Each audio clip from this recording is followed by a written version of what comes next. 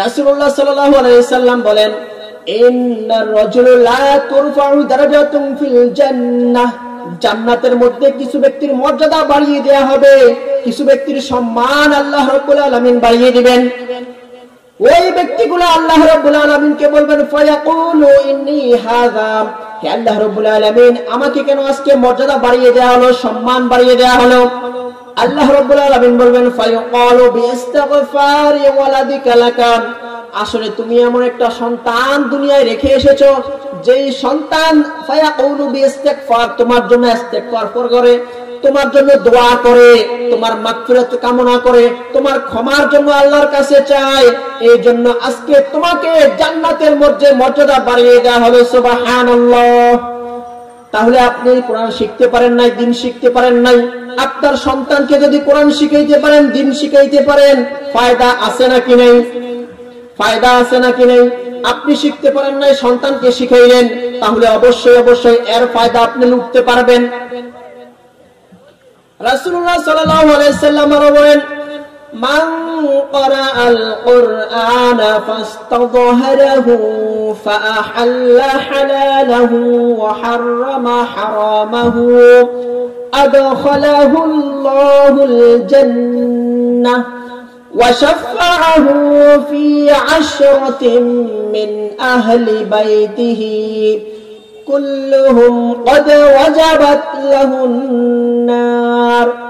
মান ক্বারাআল কুরআন, যেই ব্যক্তি কোরআন শিখবে, ফাস্তাযহারাহু ফাআহাল্লা হালালাহু ওয়া হাররামা হারামাহু, যে ব্যক্তি কোরআন শিখবে কিংবা নিজের সন্তানকে কোরআন শিখাইবেন, ফাআহাল্লা হালালাহু ওয়া হাররামা হারামাহু, এই কোরআনের হালালকে হালাল হিসেবে মানবে, ওয়া হাররামা হারামাহু, হারামকে হারাম হিসেবে মানবে, আদখালাহু আল্লাহুল জান্নাহ, তার স্থান কোথায়?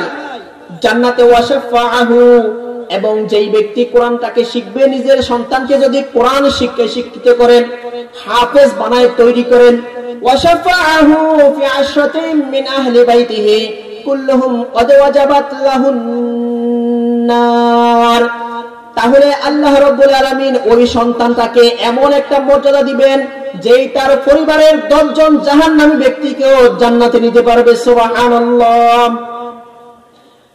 যারা কোরআন পড়বেন কিয়ামতের দিন, আল্লাহ রাব্বুল আলামিন বলেন, কিয়ামতের দিন ওই কোরআন, মুসলিম শরীফের একটি হাদিস, আল্লাহর হাবিব সাল্লাল্লাহু আলাইহি ওয়াসাল্লাম বলেন, কোরআন যেই ব্যক্তি পড়বেন, কিয়ামতের ময়দানে ওই কোরআনটা আপনার জন্য সুপারিশ করবেন।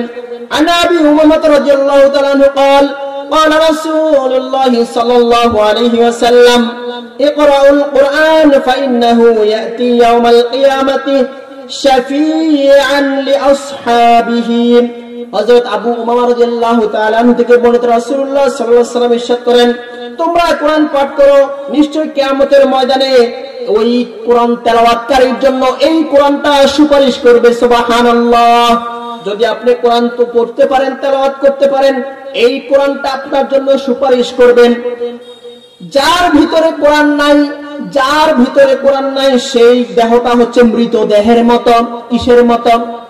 আপনি একটা লাশ যখন পড়ে থাকে, আমরা যখন অনেক কথা বলি, ওই লাশটা কিন্তু শুনে কি উত্তর দিতে পারেন?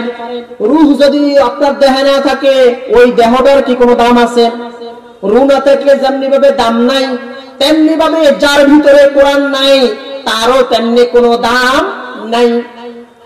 রূহ না থাকলে যেমনি ভাবে মৃত শরীর, ঠিক তেমনি ভাবে যেই ব্যক্তির ভিতরে কোরআন নাই, তার দেহটাও তেমনি মৃতের মতো, খালি ঘরের মতো।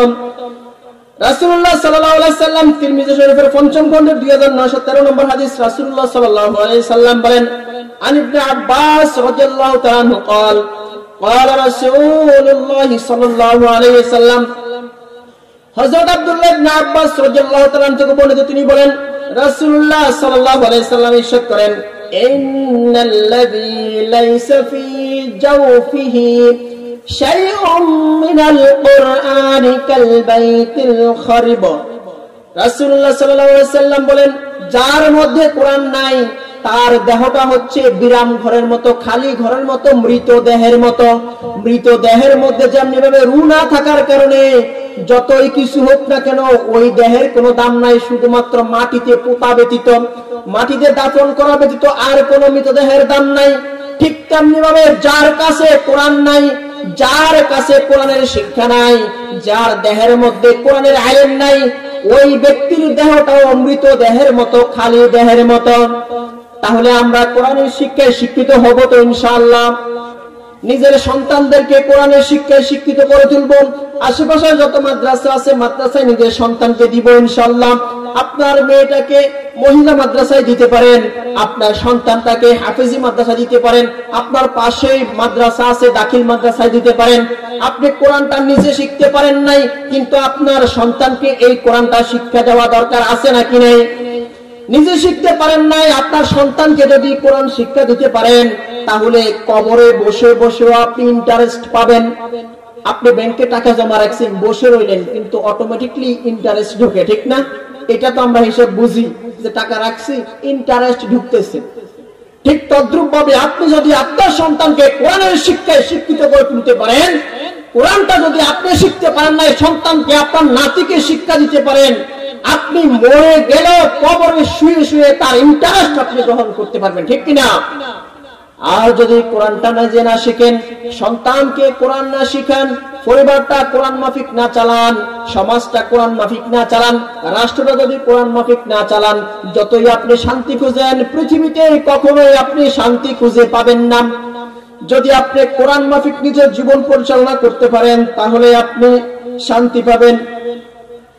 রাসূলুল্লাহ সাল্লাল্লাহু আলাইহি সাল্লাম বুখারী শরীফের 7527 নম্বর হাদিস, আন আবি হুরায়রা রাদিয়াল্লাহু তাআলা আনহু قال قال رسول الله صلى الله عليه وسلم, হযরত আবু হুরায়রা রাদিয়াল্লাহু তাআলা থেকে বর্ণিত, রাসূলুল্লাহ সাল্লাল্লাহু আলাইহি সাল্লাম বলেন, লাইসা মিন্না মান লাম ইয়াতাগান্না বিল কুরআন।